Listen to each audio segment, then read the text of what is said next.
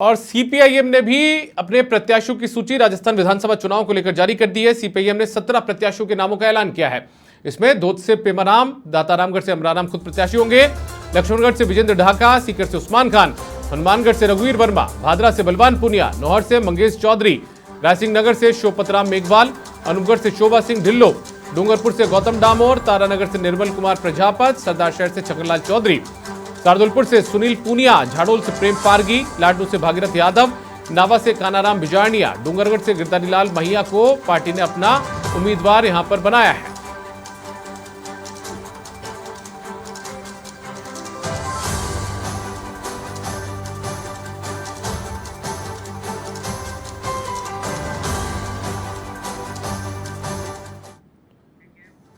और CPM party बीच राजस्थान के रण में चुनावी मैदान में कूद चुकी है। पार्टी ने विधानसभा चुनाव लड़ने का ऐलान किया है। सीपीएम ने आज प्रत्याशियों की सूची जारी की है। पूर्व विधायक अमराराम ने बीजेपी और कांग्रेस पर इस दौरान निशाना साधा।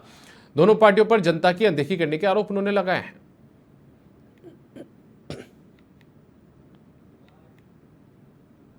2023-25 नवंबर को हो रहा है। इसकी भारतीय कम्युनिस्ट पार्टी मार्क्सवादी 17 विधानसभा क्षेत्रों में लड़ेगी। अभी 75 साल की आज़ादी के बाद भी राजस्थान में 5-5 साल कांग्रेस, 5 साल फिर भाजपा, फिर कांग्रेस, फिर भाजपा। लेकिन अफसोस है कि आज भी राजस्थान के हजार गांव, कस्बे, शहर पीने के शुद्ध पानी के लिए तरस रहे। लोगों को सर्दियों में भी टैंकर डलाना पड़ता है। तो माकपा ने जो उम्मीदवारों की सूची जारी की है उसमें गिरधारीलाल महिया को भी प्रत्याशी बनाया गया है। माकपा ने श्री डूंगरगढ़ से उन्हें टिकट दिया है। रायसिंह नगर से शोपत मेघवाल को प्रत्याशी बनाया है और अनूपगढ़ से शोभा सिंह ढिल्लो को टिकट दी गई है।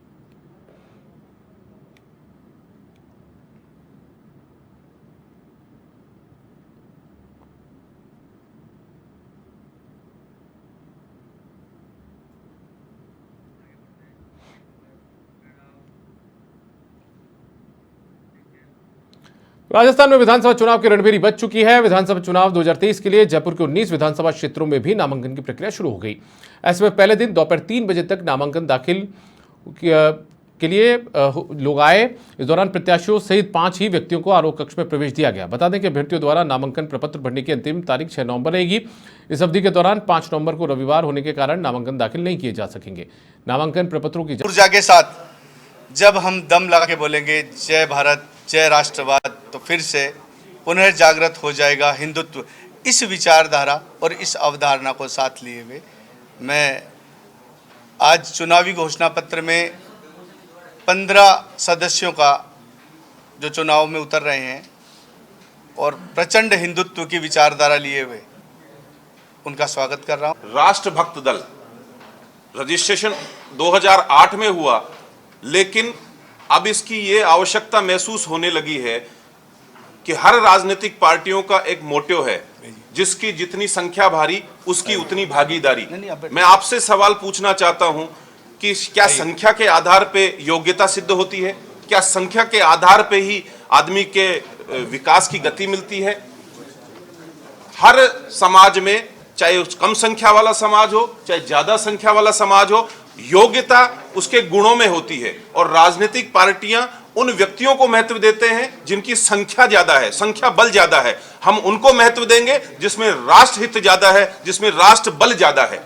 हमारे देश के अंदर हम लोग, हमारी जो बेटियां हैं, अब हम उनको सनातन की तरफ नहीं जोड़ते। हम अपनी बेटियों को ब्राह्मण बनाते हैं, क्षत्रिय बनाते हैं, वैश्य बनाते हैं, पर सनातन से इतना नहीं जोड़ पाते। हमें बहुत सारी बेटियां हैं जिनको सनातन का ज्ञान ही नहीं है, उनको पता ही नहीं है हमारे अपने खुद के धर्म के बारे में, तो जुड़ ही नहीं पाती है। जो जातिवाद की जो ये जंजीरें हैं, इसे हम इतना घिर गई हैं कि हम लोग बाहर देखने लगते हैं, तो जो बेटियों को ज्ञान ही नहीं होता उसके बारे में।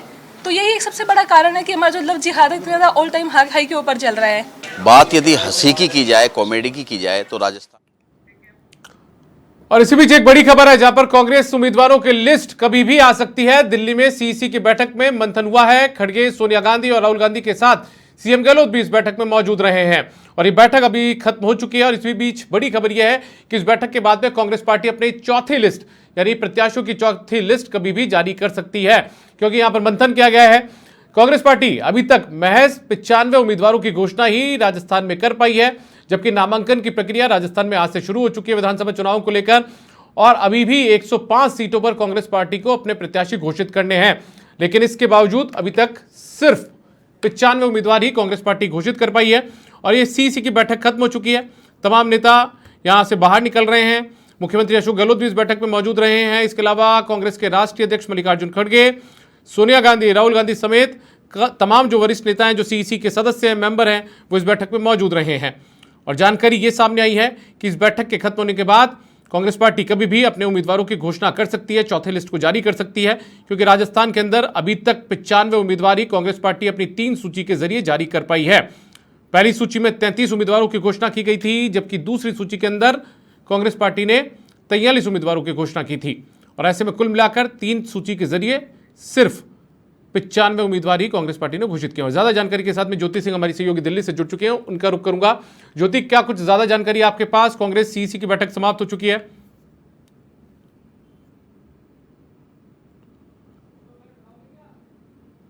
ज्योति, मेरी आवाज मिल रही है आपको? ज्योति, आपको मेरी आवाज मिल पा रही है? लगता है ज्योति तक आवाज नहीं पहुंच पा रही है हमारी, लेकिन वापस से उनसे कनेक्ट होने की कोशिश करेंगे। लेकिन इस वक्त की एक बड़ी खबर यह है कि कांग्रेस पार्टी कभी भी अपने उम्मीदवारों की चौथी लिस्ट जारी कर सकती है। कांग्रेस पार्टी ने सीईसी की बैठक में चौथे लिस्ट को लेकर मंथन किया है और कभी भी ये चौथी सूची जारी हो सकती है।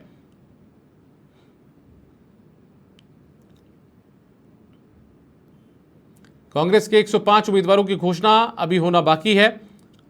राजस्थान के रण में इस चौथी सूची का बेसब्री से इंतजार है। हालांकि यह भी अपने आप में एक बड़ा प्रश्न है, बड़ा रहस्य है कि कांग्रेस पार्टी जो चौथी सूची जारी करेगी वो आखिर कितने उम्मीदवारों की होगी, क्योंकि कांग्रेस पार्टी ने अभी बहुत ही छोटी छोटी सूचियां यहां पर जारी की है।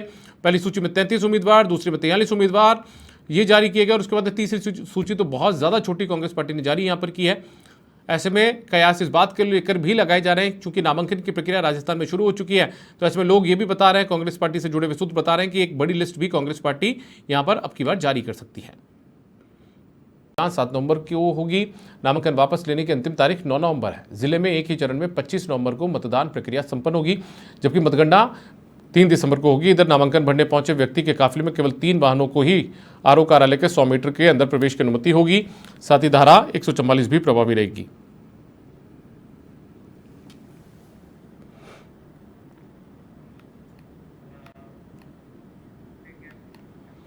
और बात करते हैं पाली के सुमेरपुर की, जहां पर पूर्व विधायक बीजेपी को बड़ी चुनौती देंगे। पूर्व विधायक मदन राठौड़ ने शक्ति प्रदर्शन किया है।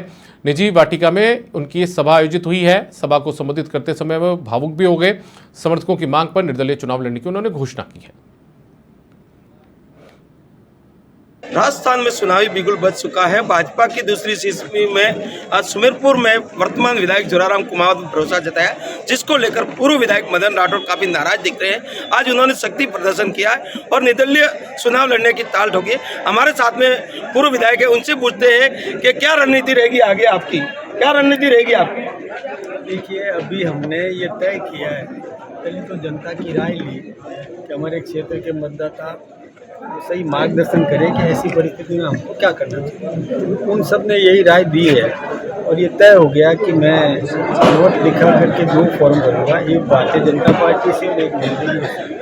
6 तारीख तक का समय है। पार्टी पुनर्विचार करके और सही निर्णय कर लेती है तो हम भारतीय जनता पार्टी से, उन्होंने भी कोई परिवर्तन नहीं किया तो कार्यकर्ताओं ने आग्रह किया है कि आप निर्दलीय चुनाव लड़ना पड़ सकता है। क्या आपकी आला कमान से बात हुई है केस को लेकर? यही बात हुई।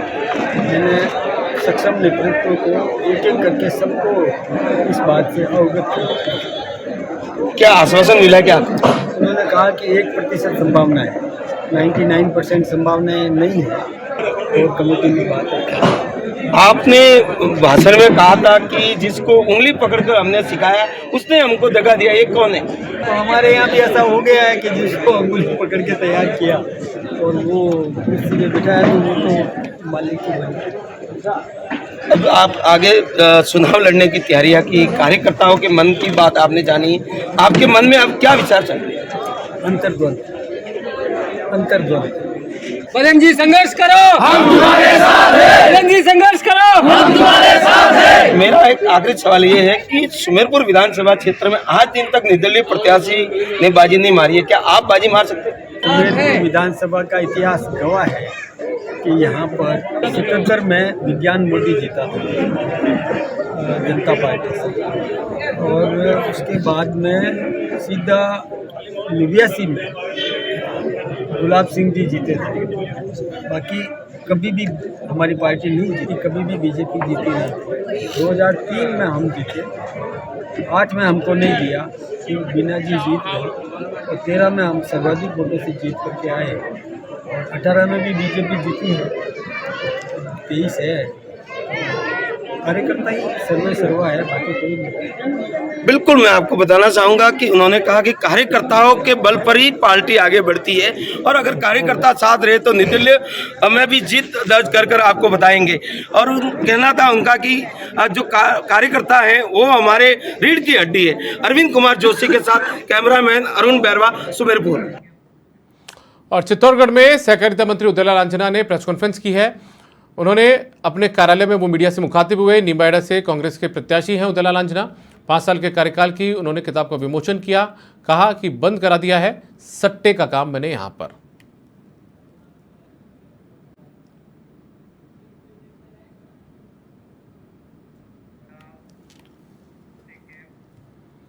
जयपुर में राष्ट्रभक्त दल ने एक प्रेस वार्ता आयोजित कर सभी विधानसभा क्षेत्रों से चुनाव लड़ने का ऐलान किया है। बीजेपी से बगावत कर पन्ना सेबट ने भी पार्टी की सदस्यता ग्रहण की।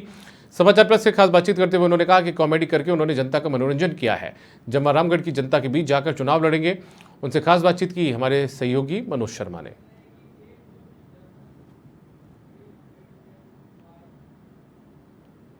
जब तक ये जातिवाद रहेगा कि ये जगह जगह जो सम्मेलन किए जाते हैं जातिवादियों के, राजपूतवाद, जाटवाद, ब्राह्मणवाद, जो भी जातिवाद है, ये जातिवाद खत्म होना चाहिए।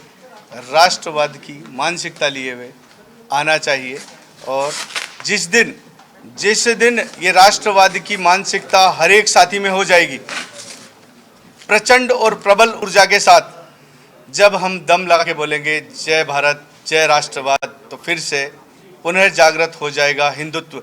इस विचारधारा और इस अवधारणा को साथ लिए हुए मैं आज चुनावी घोषणा पत्र में 15 सदस्यों का जो चुनाव में उतर रहे हैं और प्रचंड हिंदुत्व की विचारधारा लिए हुए उनका स्वागत कर रहा हूं। राष्ट्रभक्त दल रजिस्ट्रेशन 2008 में हुआ, लेकिन अब इसकी ये आवश्यकता महसूस होने लगी है कि हर राजनीतिक पार्टियों का एक मोटिव है, जिसकी जितनी संख्या भारी उसकी उतनी भागीदारी। मैं आपसे सवाल पूछना चाहता हूं कि क्या संख्या के आधार पे योग्यता सिद्ध होती है?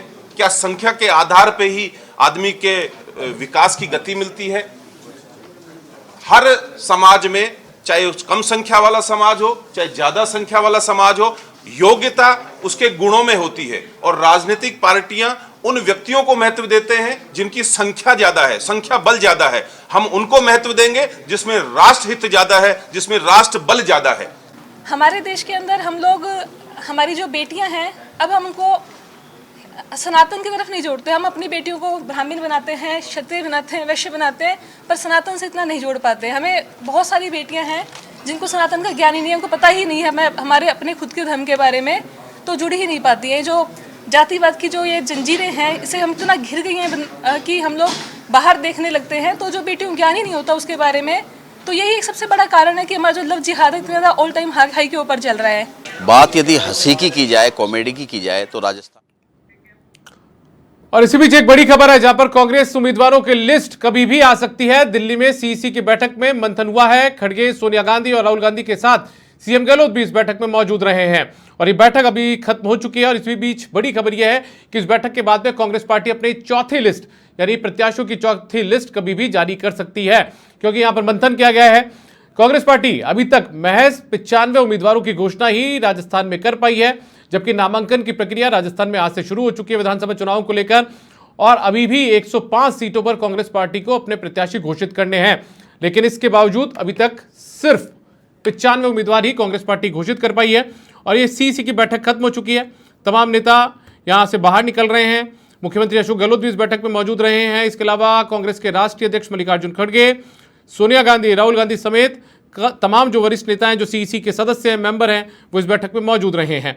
और जानकारी ये सामने आई है कि इस बैठक के खत्म होने के बाद कांग्रेस पार्टी कभी भी अपने उम्मीदवारों की घोषणा कर सकती है, चौथे लिस्ट को जारी कर सकती है, क्योंकि राजस्थान के अंदर अभी तक 95 उम्मीदवार ही कांग्रेस पार्टी अपनी 3 सूची के जरिए जारी कर पाई है। पहली सूची में 33 उम्मीदवारों की घोषणा की गई थी, जबकि दूसरी सूची के अंदर कांग्रेस पार्टी ने 43 उम्मीदवारों की घोषणा की थी। और ऐसे में कुल मिलाकर 3 सूची के जरिए सिर्फ 95 उम्मीदवार ही कांग्रेस पार्टी ने घोषित किए। और ज्यादा जानकारी के साथ में ज्योति सिंह हमारी सहयोगी दिल्ली से जुड़ चुके हैं, उनका रुख करूंगा।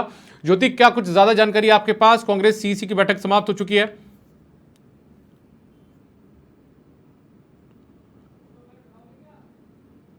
ज्योति, मेरी आवाज मिल रही है आपको? ज्योति, आपको मेरी आवाज मिल पा रही है? लगता है ज्योति तक आवाज नहीं पहुंच पा रही है हमारी, लेकिन वापस से उनसे कनेक्ट होने की कोशिश करेंगे। लेकिन इस वक्त की एक बड़ी खबर यह है कि कांग्रेस पार्टी कभी भी अपने उम्मीदवारों की चौथी लिस्ट जारी कर सकती है। कांग्रेस पार्टी ने सीईसी की बैठक में चौथे लिस्ट को लेकर मंथन किया है और कभी भी ये चौथी सूची जारी हो सकती है।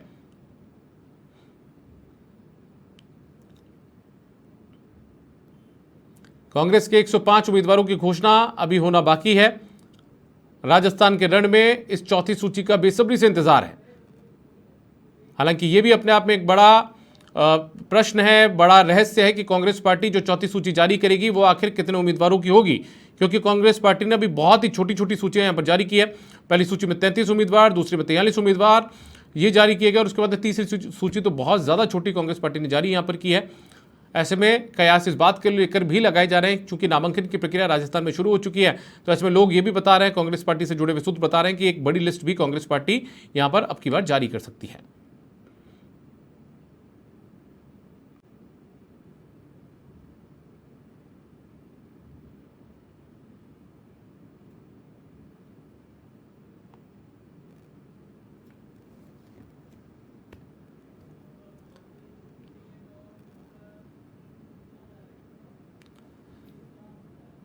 शुक्रिया आपका इस तमाम जानकारी के लिए। तो ज्योति बता रही है कि वो सीटें जिनके ऊपर लगातार विरोध के स्वर प्रत्याशियों के नामों के घोषणा के बाद भी उन पर भी मंथन किया गया है। इसके अलावा वो 3 चेहरे जो कि 25 सितंबर की घटना को लेकर लगातार कांग्रेस के भीतर इर्द गिर्द घूम रहे थे, उन पर भी मंथन यहां पर किया गया है।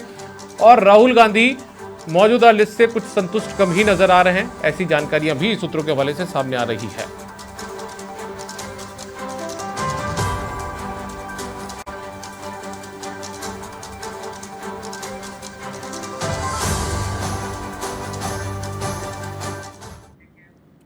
बांसवाड़ा के घाटोल से खबर है, जहां पर कांग्रेस के प्रत्याशी नानालाल निनामा ने नामांकन दाखिल किया है। कांग्रेस सरकार के रिपीट होने का उन्होंने दावा किया। जल संसाधन मंत्री महेंद्रजीत सिंह मालवीय भी इस दौरान मौजूद रहे हैं और अर्जुन सिंह बामनिया भी इस दौरान मौजूद रहे। उन्होंने कहा कि गहलोत मतलब गारंटी है। रैली के जरिए उपखंड कार्यालय तमाम लोग पहुंचे और कार्यकर्ताओं ने इस दौरान जमकर जश्न भी मनाया है।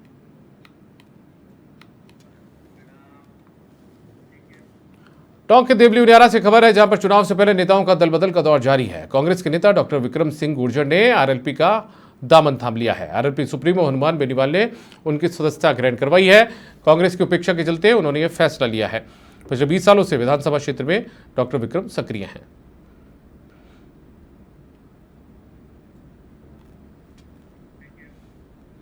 बात करते हैं अजमेर की, जहां पर अजमेर उत्तर विधानसभा सीट काफी रोचक बन चुकी है। बीजेपी के लिए जीत की राह भी यहां पर कठिन है। स्थानीयवाद के साथ जातिवाद की मांग भी यहां पर है। परिवर्तन को लेकर मांग जो है वो यहां पर मुखर हो रही है। बीजेपी के अधिकृत प्रत्याशी वासुदेव देवनानी की परेशानी भी बढ़ी है। पार्टी के ज्ञानचंद सारस्वत बागी हो चुके हैं। बागी होकर नामांकन उन्होंने दाखिल कर दिया है। लगातार 4 बार से वो पार्षद हैं। आज मैं अजमेर उत्तर 100 नंबर विधानसभा से निर्दलीय प्रत्याशी के रूप में फॉर्म लेने के लिए आया हूं और फॉर्म मुझे ऐसा कहा गया था कि प्रत्याशी को खुद को आना है, तो मुझे आना ही पड़ा।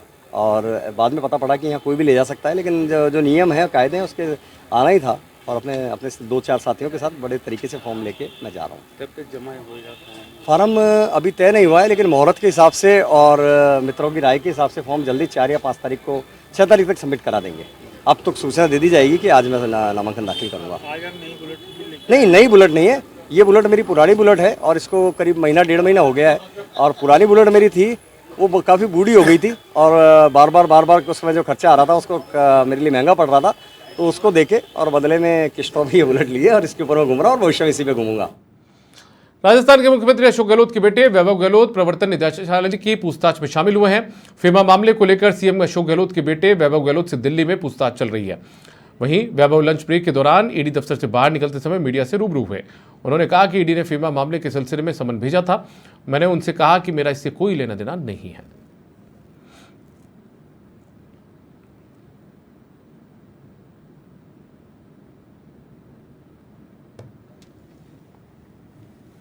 नहीं, ईडी का जो समन आया था वो फेमा के तहत आया था और मैंने उनको कहा कि फेमा से हमारा कोई वास्ता नहीं है, कोई फॉरेन ट्रांजैक्शन हुई नहीं है। तो पहली बात तो ये नोटिस ही जो आया है ये फेमा के तहत आया है। फेमा का हमारा कोई ट्रांजैक्शन मेरा या मेरे परिवार का कोई है नहीं। वैभव जी, आपको लगता है ये पॉलिटिकली मोटिवेटेड केस है? इलेक्शन चल रहा है, आप बिजी होंगे इस टाइम, आपके फादर वास सीएम है, आप एक्टिव नेता हैं, जानबूझ के आपको परेशान किया जा रहा है? जिस तरीके से बहुत कम समय दिया गया, केवल 1.5 दिन का समय देके वापस कहा गया, जब मैंने टाइम मांगा भी 15 दिन का, केवल 1.5 दिन का समय दिया और उस हिसाब से मुझे लगता है कि टाइम और मिलना चाहिए था, मगर ये लोग टाइम नहीं दिया इन्होंने। नेक्स्ट ही अगर ये बुलाते हैं तो आप इलेक्शन के बाद के टाइम की मांग करेंगे, क्योंकि आप बिजी रहते हैं इस दौरान बहुत? बिल्कुल, हम तो अपनी बात रखेंगे, बाकी लेट्स से भी 1 घंटे बाद वापस बुलाया। उदयपुर के सज्जनगढ़ अभयारण्य में टूरिस्ट गाइड के प्रवेश को लेकर 2 विभागों के बीच लकीर खिंच गई है। हालात यह है कि दोनों विभाग एक दूसरे के नियमों पर सवाल उठा रहे हैं और आमने सामने हो चुके हैं। सही कौन है कौन गलत है ये तो विभागीय अधिकारी या नियम कायदे जाने, लेकिन फिलहाल टूरिस्ट गाइड के प्रवेश को लेकर वन विभाग और पर्यटन विभाग आमने सामने हैं। दरअसल वन विभाग ने सज्जनगढ़ अभयारण्य में टूरिस्ट गाइड के प्रवेश पर शुल्क लेने की बात कही है, तो पर्यटन विभाग उप निदेशक शिखा सक्सेना ने इस मामले में वन विभाग को पत्र लिखकर 2010 के अधिनियम और नियमों का हवाला देते हुए टूरिस्ट गाइड से शुल्क लेने को गलत बताया। उन्होंने कहा कि लाइसेंसधारी गाइड को किसी भी सरकारी पर्यटक पॉइंट पर शुल्क देने की जरूरत नहीं है। विभागीय डीएफओ अरुण कुमार ने कहा है कि हाईकोर्ट के आदेश अनुसार सेंचुरी क्षेत्र में वाइल्ड लाइफ गाइड ही गाइडिंग कर सकते हैं, क्योंकि उन्हें वन्य जीव और वहां के अन्य पॉइंट्स के बारे में जानकारी होती है। फिलहाल आमने सामने हुए दोनों विभाग एक दूसरे को लिखित पत्रों में जवाब देकर नियम समझा रहे हैं। आपको बता दें कि कई सालों तो केंद्रीय चुनाव समिति की बैठक सीईसी की बैठक कांग्रेस की खत्म हो चुकी है। इस बैठक में राजस्थान से जुड़े प्रत्याशियों के नामों पर मंथन किया गया है, क्योंकि ऐसे बहुत सारी सीटें, ऐसे बहुत सारे नाम हैं जिनको लेकर काफ़ी पेच फंसा हुआ है। ऐसे में संभव ये भी है कि उन नामों को लेकर भी यहां पर सहमति बनाने की कोशिश की गई होगी।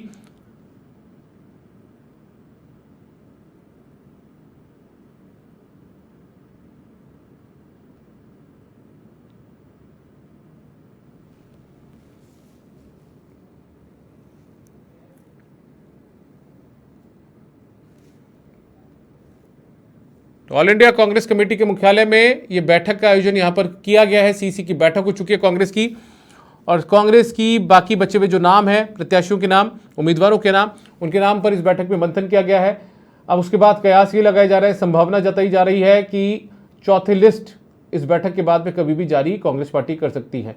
और ज्योति जुट चुकी है हमारे साथ में ज़्यादा जानकारी के साथ में, सीधा उनका रुख करते हैं।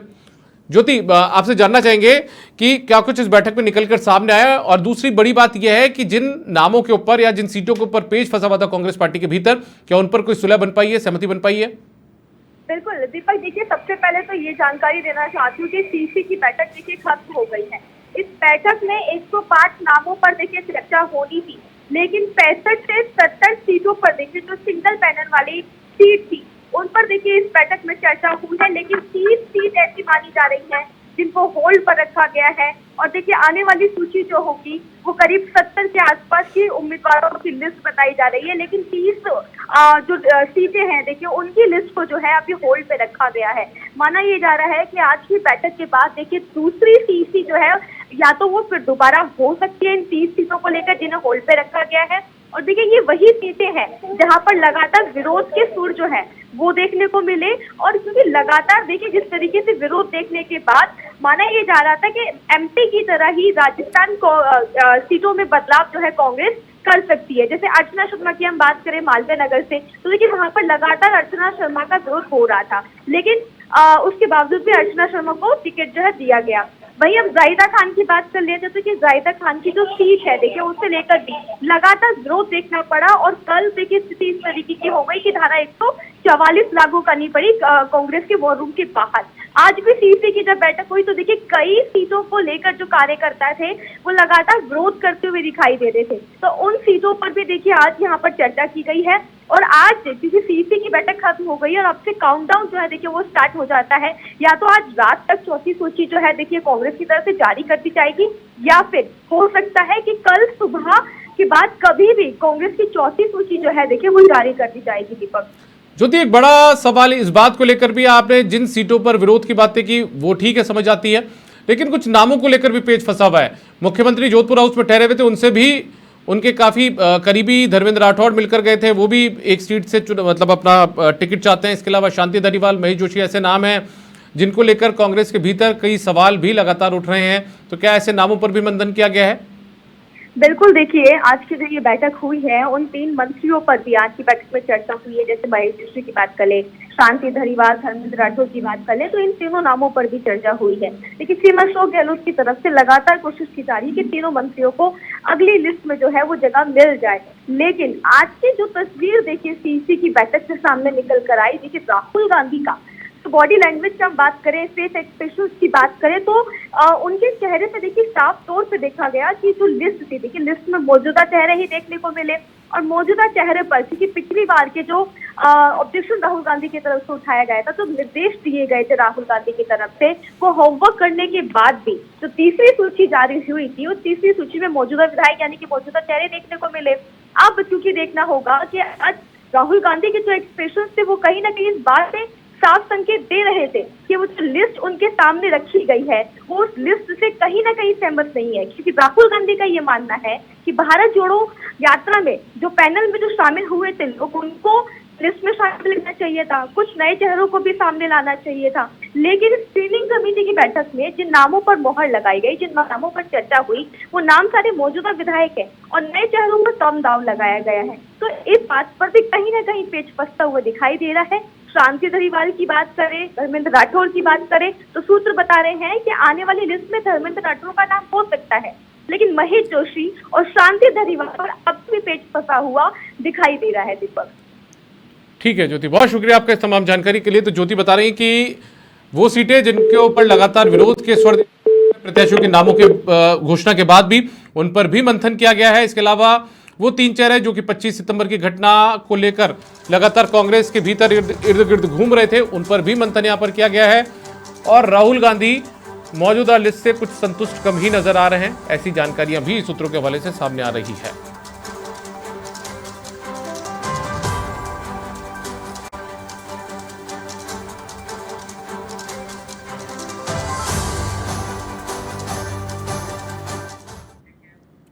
बांसवाड़ा के घाटोल से खबर है, जहां पर कांग्रेस के प्रत्याशी नानालाल निनामा ने नामांकन दाखिल किया है। कांग्रेस सरकार के रिपीट होने का उन्होंने दावा किया। जल संसाधन मंत्री महेंद्रजीत सिंह मालवीय भी इस दौरान मौजूद रहे हैं और अर्जुन सिंह बामनिया भी इस दौरान मौजूद रहे। उन्होंने कहा कि गहलोत मतलब गारंटी है। रैली के जरिए उपखंड कार्यालय तमाम लोग पहुंचे और कार्यकर्ताओं ने इस दौरान जमकर जश्न भी मनाया है।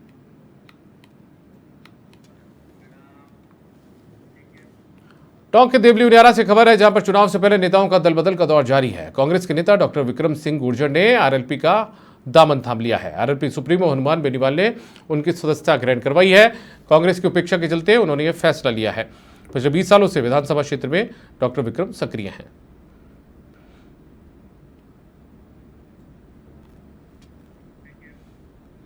बात करते हैं अजमेर की, जहां पर अजमेर उत्तर विधानसभा सीट काफी रोचक बन चुकी है। बीजेपी के लिए जीत की राह भी यहां पर कठिन है। स्थानीयवाद के साथ जातिवाद की मांग भी यहां पर है। परिवर्तन को लेकर मांग जो है वो यहां पर मुखर हो रही है। बीजेपी के अधिकृत प्रत्याशी वासुदेव देवनानी की परेशानी भी बढ़ी है।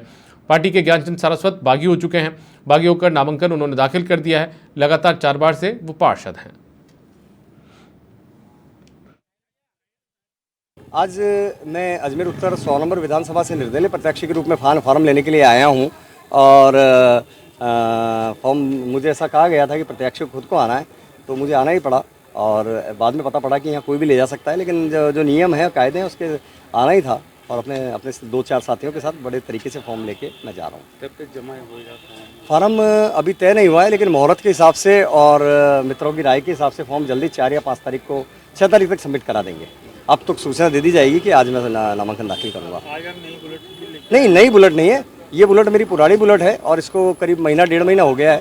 और पुरानी बुलेट मेरी थी वो काफ़ी बूढ़ी हो गई थी और बार बार उसमें जो खर्चा आ रहा था उसको मेरे लिए महंगा पड़ रहा था, तो उसको देके और बदले में किस्तों भी ये बुलेट लिए और इसके ऊपर मैं घूम रहा हूँ और भविष्य में इसी पे घूमूंगा।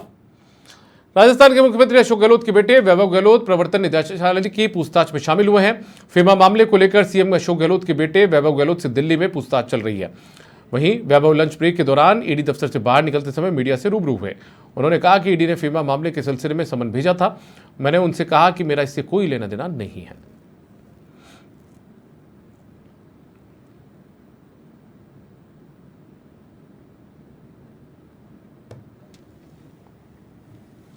नहीं, ईडी का जो समन आया था वो फेमा के तहत आया था और मैंने उनको कहा कि फेमा से हमारा कोई वास्ता नहीं है, कोई फॉरेन ट्रांजैक्शन हुई नहीं है। तो पहली बात तो ये नोटिस ही जो आया है ये फेमा के तहत आया है। फेमा का हमारा कोई ट्रांजैक्शन मेरा या मेरे परिवार का कोई है नहीं। वैभव जी, आपको लगता है ये पॉलिटिकली मोटिवेटेड केस है? इलेक्शन चल रहा है, आप बिजी होंगे इस टाइम, आपके फादर वहां सीएम है, आप एक्टिव नेता है, जानबूझ के आपको परेशान बिल्कुल किया जा रहा है? जिस तरीके से बहुत कम समय दिया गया, केवल 1.5 दिन का समय देके वापस कहा गया, जब मैंने टाइम मांगा भी 15 दिन का, केवल 1.5 दिन का समय दिया और उस हिसाब से मुझे लगता है कि टाइम और मिलना चाहिए था, मगर ये लोग टाइम नहीं दिया इन्होंने। नेक्स्ट ही अगर ये बुलाते हैं तो आप इलेक्शन के बाद के टाइम की मांग करेंगे, क्योंकि आप बिजी रहते हैं इस दौरान बहुत। बिल्कुल, हम तो अपनी बात रखेंगे, बाकी लेट्स से भी 1 घंटे बाद वापस बुलाया।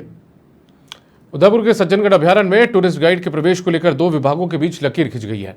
हालात यह है कि दोनों विभाग एक दूसरे के नियमों पर सवाल उठा रहे हैं और आमने सामने हो चुके हैं। सही कौन है कौन गलत है ये तो विभागीय अधिकारी या नियम कायदे जाने, लेकिन फिलहाल टूरिस्ट गाइड के प्रवेश को लेकर वन विभाग और पर्यटन विभाग आमने सामने हैं। दरअसल वन विभाग ने सज्जनगढ़ अभ्यारण्य में टूरिस्ट गाइड के प्रवेश पर शुल्क लेने की बात कही है, तो पर्यटन विभाग उपनिदेशक शिखा सक्सेना ने इस मामले में वन विभाग को पत्र लिखकर 2010 के अधिनियम और नियमों का हवाला देते हुए टूरिस्ट गाइड से शुल्क लेने को गलत बताया। उन्होंने कहा कि लाइसेंसधारी गाइड को किसी भी सरकारी पर्यटक पॉइंट पर शुल्क देने की जरूरत नहीं है। विभागीय डीएफओ अरुण कुमार ने कहा है कि हाईकोर्ट के आदेश अनुसार सेंचुरी क्षेत्र में वाइल्ड लाइफ गाइड ही गाइडिंग कर सकते हैं, क्योंकि उन्हें वन्यजीव और वहां के अन्य पॉइंट्स के बारे में जानकारी होती है। फिलहाल आमने सामने हुए दोनों विभाग एक दूसरे को लिखित पत्रों में जवाब देकर नियम समझा रहे हैं। आपको बता दें कि कई सालों से मॉनसून पैलेस यानी कि सज्जनगढ़ किला और अभ्यारण्य को शहर के टूरिस्ट गाइड भ्रमण करवा रहे हैं और यहाँ की ऐतिहासिक जानकारी पर्यटकों को दे रहे हैं, लेकिन अब ये मसला 2 विभागों के नियमों के पेच में फंस गया है। फिलहाल आप भी सुनिए क्या कह रहे हैं दोनों विभागों के अधिकारी। ये इशू अभी रिसेंटली ज़्यादातर से हो रहे रिक्रूट नेचर गाइड्स का वर्सेस टूरिज्म डिपार्टमेंट का गाइड एंट्री अपन सज्जनगढ़ फोर्ट में देना और नहीं देना। ये हमारा नियम बोल रहे section 27-28 of wildlife protection act 1972 के प्रकरण chief wildlife warden permission दे देंगे कोई भी अपन वन्यजीव अभ्यारण्य के अंदर एंटर होने के।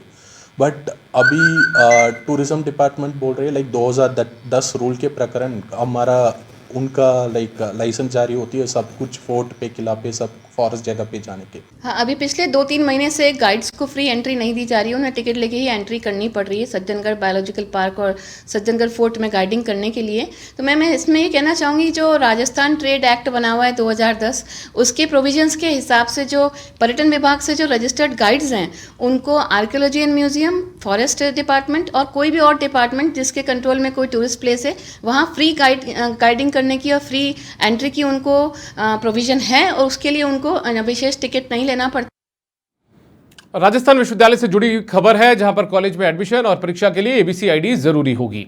आधार संख्या से लिंक मोबाइल से ये तैयार होगी आईडी के बिना अभ्यर्थी जो अपना नामांकन और परीक्षा फॉर्म है वो नहीं भर सकेंगे। छात्रों को मल्टीपल एंट्री और एग्जिट का ऑप्शन भी इसमें मिलेगा।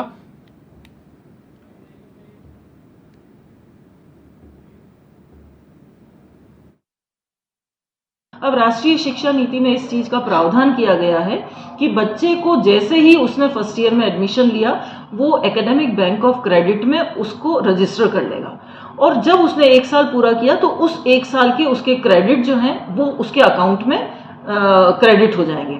अब वो सपोज कि 2 साल उसने नहीं पढ़ाई की और वो वापस आता है 2 साल बाद, या सपोज कि वो यहाँ नहीं और वो किसी और जगह से, यहाँ से आसाम चला जाता है, वो साउथ में चला जाता है, तब भी उसके क्रेडिट जो इस बैंक में जमा है वो उसके लिए उपयोगी रहेंगे। वो 2 साल बाद कंटिन्यू कर सकता है, किसी और जगह कंटिन्यू कर सकता है। तो ये बच्चों के लिए बहुत ही उपयोगी चीज़ है।